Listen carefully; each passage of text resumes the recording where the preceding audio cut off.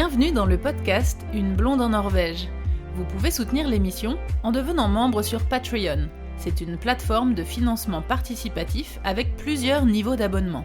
Vous avez accès à tout ce contenu exclusif à partir de 2 € par mois. Vous pouvez aussi faire un don unique avec PayPal. Le meilleur moyen pour faire connaître le podcast est d'en parler autour de vous et de partager les épisodes. Et surtout, vous pouvez laisser un avis avec des petites étoiles sur Apple Podcast et sur Spotify. Aujourd'hui, on continue sur le thème être freelance ou salarié en Norvège.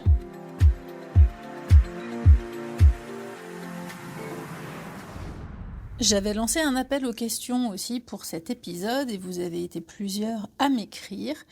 Il y a Sacha qui m'a demandé est-ce qu'il faut forcément combiner 2 boulots pour pouvoir s'en sortir ? Alors évidemment non, pas forcément, ça dépend de plein de choses, ça dépend du métier que vous faites, ça dépend surtout du contrat que vous allez avoir. En fait, comme je le disais au début de l'épisode, je dirais que globalement c'est quand même assez compliqué de trouver un travail en Norvège et c'est surtout assez compliqué de trouver un temps plein et un CDI, quoi. C'est souvent des CDD plus ou moins longs, renouvelables, et il y a beaucoup de mi-temps ou de temps partiel, en tout cas, ça peut être 70%, ça peut être... Mais voilà, il y a beaucoup de contrats qui ne sont pas à 100%. Je suppose, enfin en tout cas, moi, de mon ressenti depuis que je suis en Norvège, j'ai quand même l'impression que c'est lié au pays, à la géographie, à la démographie, c'est-à-dire que il n'y a pas beaucoup de monde, donc il n'y a pas beaucoup d'emplois, parce qu'il n'y a pas beaucoup de demandes dans certains secteurs, et du coup les postes sont vite pris, et c'est assez compliqué de trouver un poste. Ça rejoint aussi ce que je vous avais dit sur le fait que si vous voulez démarcher pour trouver un travail, attendez pas forcément qu'une annonce de poste libre soit mise en ligne. Moi, par exemple, mon travail à Enerco, je l'ai eu parce que je l'ai démarché naturellement, en fait. C'était une candidature spontanée. Je n'ai pas répondu à une annonce en particulier. Je suis venue démarcher en me disant, voilà, je suis disponible, je peux travailler. Et c'est comme ça que j'ai commencé à travailler en remplaçante, en freelance. Mais il n'y avait pas d'annonce qui était mise en ligne comme quoi ce bureau-là cherchait des gens. Donc ça, c'est vraiment un truc que je vous conseille de faire. Et c'est vrai que j'ai l'impression quand même que dans tous les travails et dans tous les postes, les places sont assez chères, c'est-à-dire que c'est valable pour tout le monde et partout dans le monde, c'est-à-dire que c'est assez difficile de trouver un travail qu'on aime, dans lequel on se sente bien épanoui, dans lequel on est bien payé, enfin ça fait beaucoup de facteurs à prendre en considération. Et en Norvège, comme partout ailleurs, quand on a un poste comme ça, on le lâche pas, quoi. Donc, les gens sont assez accrochés. Alors, d'un côté, les gens sont assez accrochés à leur travail. D'un autre côté, ils changent aussi de travail assez régulièrement. Donc, il y a quand même des turnus assez réguliers. Donc, il y a des ouvertures possibles. Mais par contre, c'est vrai que j'ai l'impression que pour chaque poste, il y a peu de places disponibles.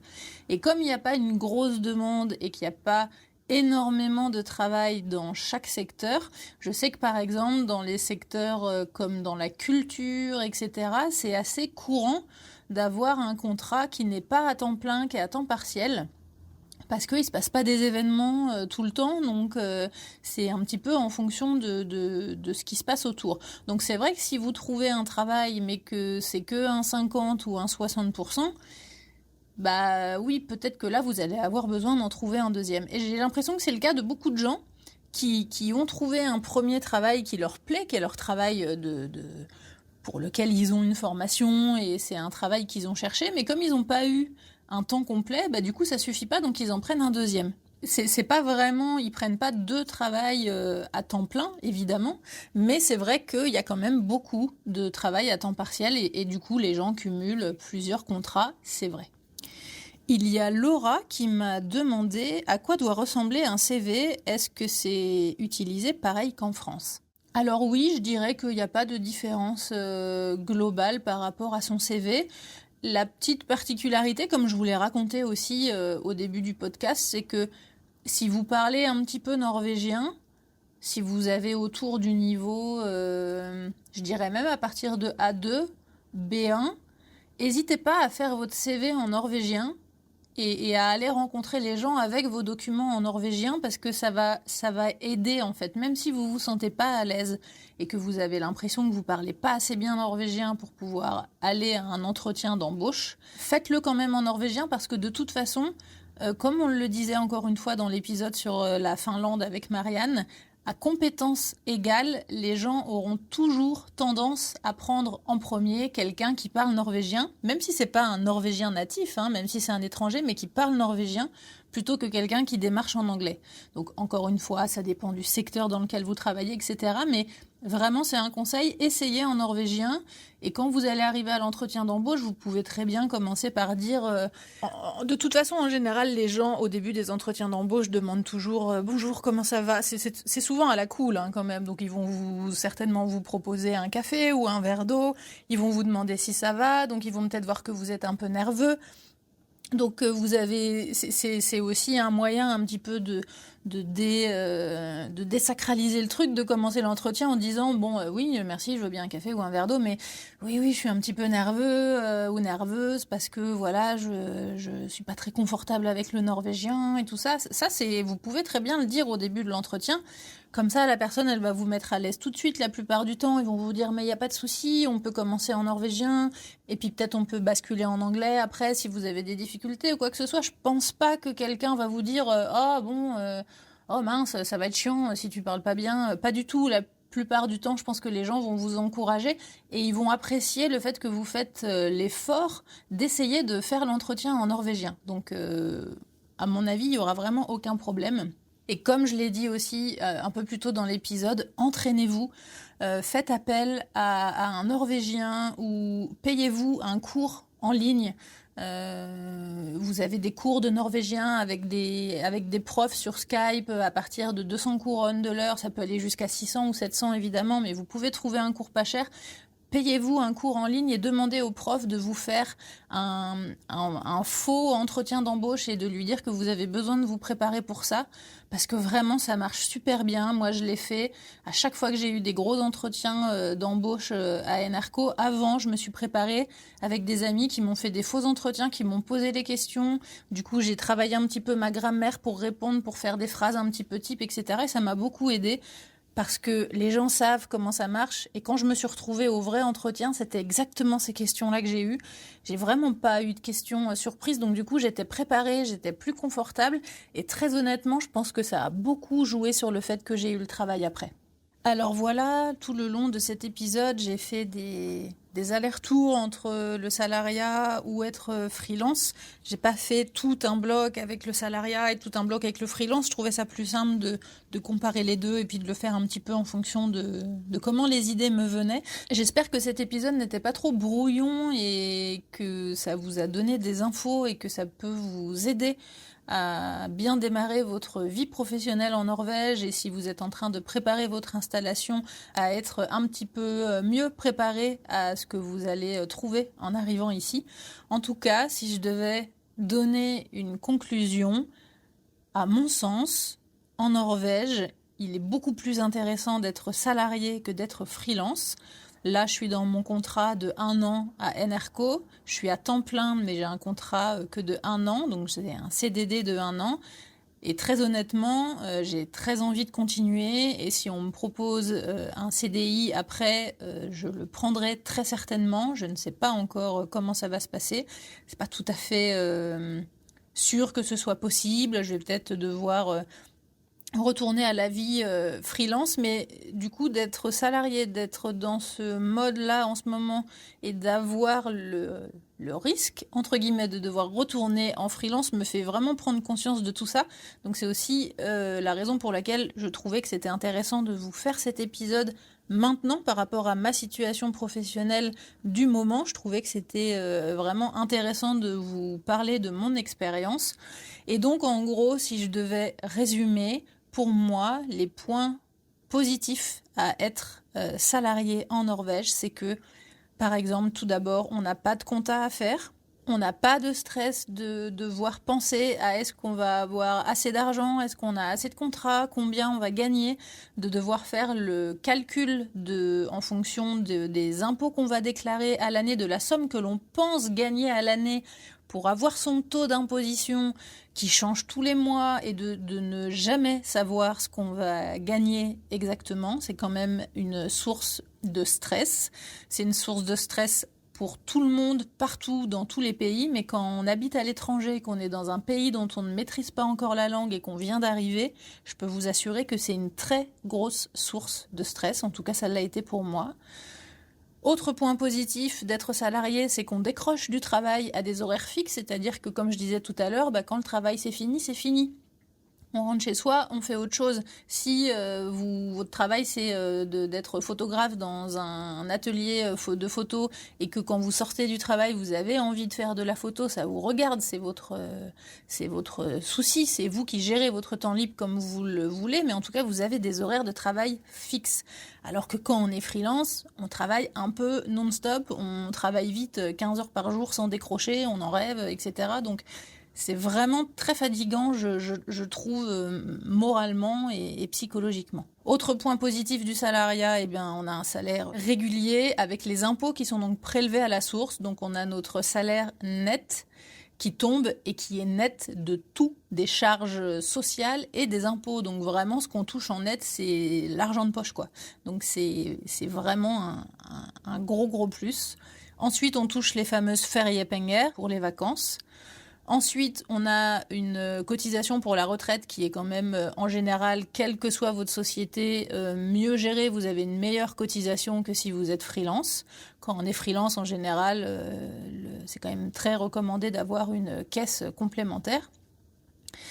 Les vacances aussi, qui sont beaucoup plus faciles à prendre et beaucoup plus régulières quand vous êtes salarié, parce que quand on est freelance, les gens pensent que du coup cette liberté qu'on peut avoir fait que on est un peu en vacances tout le temps parce qu'on gère notre temps comme on veut. Mais tous ceux qui sont freelance ou qui l'ont été confirmeront que c'est plutôt l'inverse. En fait, on travaille plutôt plus que quand on est salarié et c'est difficile de prendre des vacances en fait parce que si on part en vacances, on va se dire ouais mais je peux louper je peux louper un contrat, ou si je pars trop longtemps et puis qu'on me propose un truc, je vais louper, donc du coup je prends rien ou je prends que quelques jours. Mais quand on part en vacances, on pense quand même à ce qu'on va faire en rentrant, qu'il faut que je démarche pour trouver des contrats. Enfin, j'ai l'impression que c'est beaucoup plus difficile de prendre du temps de vacances et que en plus quand on est en vacances de décrocher. Alors que quand on est salarié, on part en vacances, on oublie le taf pendant une semaine et quand on revient, on est frais et d'autant plus efficace, à mon sens. Et enfin, un dernier point qui a pris tout son sens ces dernières années avec la pandémie, c'est la vie sociale, parce que c'est une plainte qui a été retrouvée beaucoup dans les gens qui sont freelance, c'est que les gens se sentent seuls de travailler chez eux, parce que la plupart des gens qui sont freelance travaillent de chez eux. C'est souvent des projets artistiques ou des projets de société où ils travaillent de chez eux. Donc un petit conseil pour éviter ça, c'est d'essayer de louer un bureau dans des bureaux partagés. Ça se fait beaucoup dans des bureaux de travail partagés. Ça se fait dans toutes les villes.